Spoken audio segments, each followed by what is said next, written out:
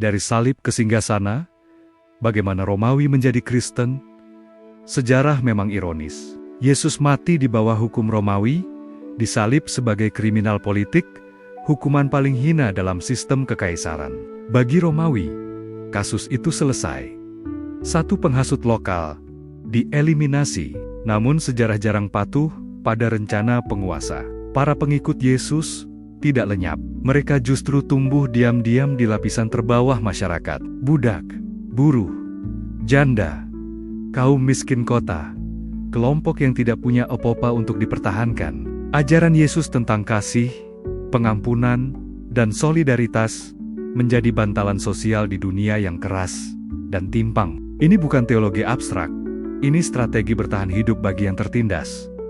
Lalu muncul Paulus, seorang Yahudi terpelajar, warga Romawi, dan ini penting, bukan murid langsung Yesus. Paulus melakukan lompatan radikal.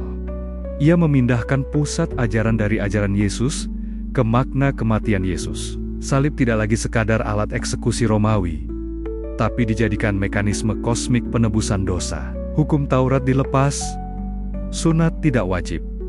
Aturan Yahudi disederhanakan, pesannya jelas.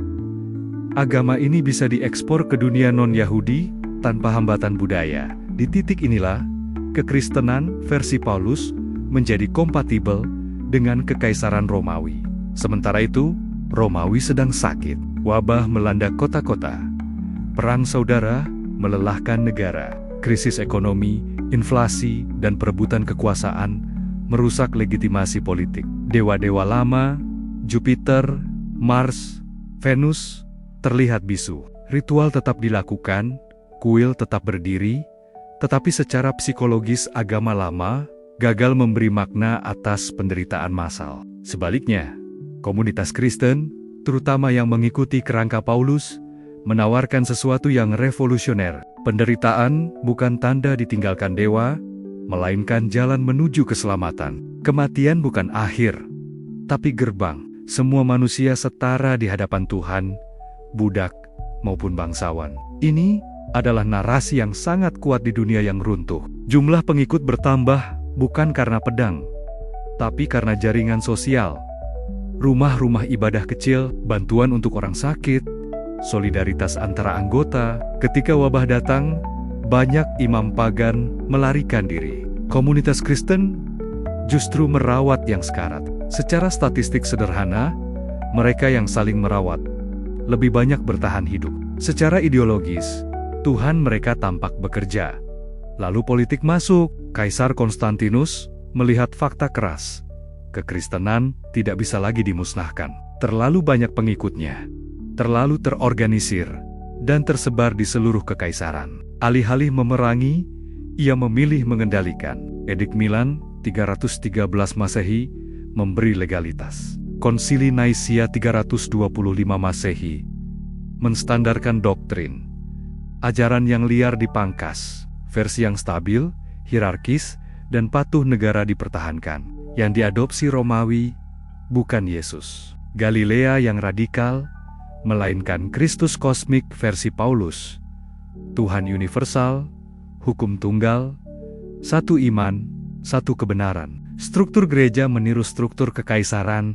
Uskup, seperti gubernur, Roma menjadi pusat rohani setelah sebelumnya pusat politik. Akhirnya, pada masa Theodosius I, kekristenan ditetapkan sebagai agama resmi negara. Kuil-kuil pagan ditutup dua-dua lama, kehilangan kesaktian. Bukan karena kalah secara metafisik, tetapi karena kehilangan dukungan negara, institusi, dan anggaran. Ironinya, sempurna, agama yang lahir dari korban kekuasaan, menjadi agama kekuasaan itu sendiri. Dari salib, simbol penghinaan Romawi, lahir lambang legitimasi imperium. Bukan karena keajaiban, tapi karena kecocokan antara krisis kekaisaran dan narasi penebusan Paulus. Sejarah tidak memilih yang paling murni, tetapi yang paling adaptif. Di titik inilah, kekristenan Romawi berhenti menjadi gerakan spiritual murni, lalu berubah menjadi mesin budaya kekaisaran. Setelah menjadi agama resmi, masalah utama gereja bukan lagi penganiayaan, melainkan transisi massal. Bagaimana memindahkan jutaan penyembah dewa lama ke iman baru tanpa memicu kekacauan sosial? Jawabannya bukan konfrontasi, melainkan akulturasi. Langkah penyesuaian pun dilakukan secara sistematis.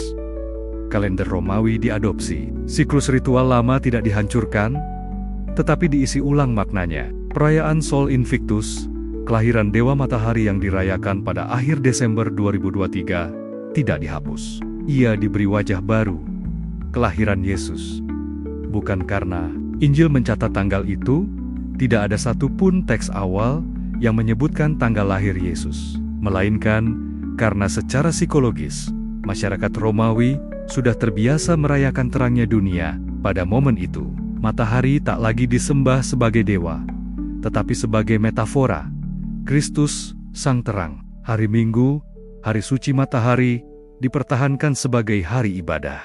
Basilika, bangunan publik Romawi, diubah fungsi menjadi gereja. Gelar-gelar kekaisaran dialihkan.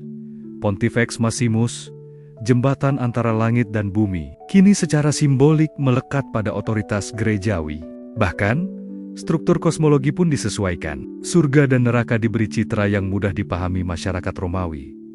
Hierarkis, bertingkat, penuh administrasi moral. Malaikat dan santo menggantikan dua-dua lama sebagai figur perantara, hanya dengan nama dan narasi baru. Polanya sama, isinya diganti. Ini bukan kebetulan, dan bukan penyimpangan tak disengaja. Ini strategi. Gereja memahami satu hukum dasar peradaban: iman tidak hidup di ruang hampa. Ia hidup di dalam kebiasaan. Menghapus kebiasaan berarti memicu resistensi.